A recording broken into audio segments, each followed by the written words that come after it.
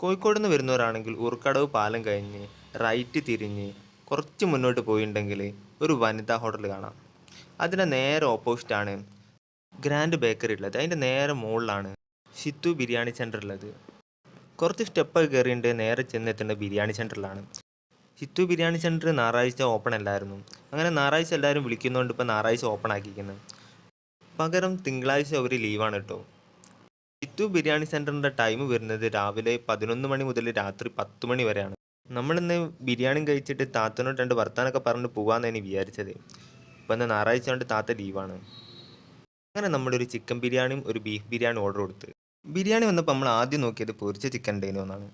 രണ്ടിലും ഒരു പൊരിച്ച ചിക്കൻ വെച്ചിട്ടുണ്ട് കേട്ടോ. അങ്ങനെ നമ്മൾ ബീഫ് ബിരിയാണി കഴിക്കാൻ പോവാണ്. അത്യാവശ്യം നല്ല ക്വാണ്ടിറ്റി ഉണ്ട്. ഒരാൾക്ക് പള്ളറിയാൻ മാത്രമുള്ള ക്വാണ്ടിറ്റി ഉണ്ട്. 120 രൂപയാണ് ബീഫിന് വരുന്നത്. 2-3 ബീഫിൻ്റെ പീസൊക്കെ ഉണ്ട് കേട്ടോ. പിന്നെ ഇവരുടേതായ ഒരു പ്രത്യേക ഒരു മസാലയും ഉണ്ട്. നല്ല അടിപൊളിയാണ്. ബീഫ് നല്ലോണം നെരിയുന്നുണ്ടേന് കേട്ടോ. അടുത്ത് നമ്മൾ ചിക്കൻ ബിരിയാണി ടെസ്റ്റ് ചെയ്യാൻ പോവാണ്. ചിക്കൻ ബിരിയാണിൻ്റെ 2 പീസ് കൊടുത്തിട്ടുണ്ട് ഒരു. ആ മസാല എന്ന് പറഞ്ഞാൽ ഒരു രക്ഷയില്ലാത്ത മസാല. അങ്ങനെ ഞങ്ങൾ രണ്ടുപേരും ബിരിയാണി നല്ല ആസ്വദിച്ച് കഴിച്ചിട്ടുണ്ട്. ഇവിടുത്തെ ബീഫ് ബിരിയാണിനെക്കാട്ടും പൊളി ചിക്കൻ ബിരിയാണിയാണ്. ഊർക്കടവ് പാലം കാണാൻ വരുന്നവർ ഒരു പ്രാവശ്യമെങ്കിലും താത്തേൻ്റെ ബിരിയാണി ട്രൈ ചെയ്ത് നോക്കണം.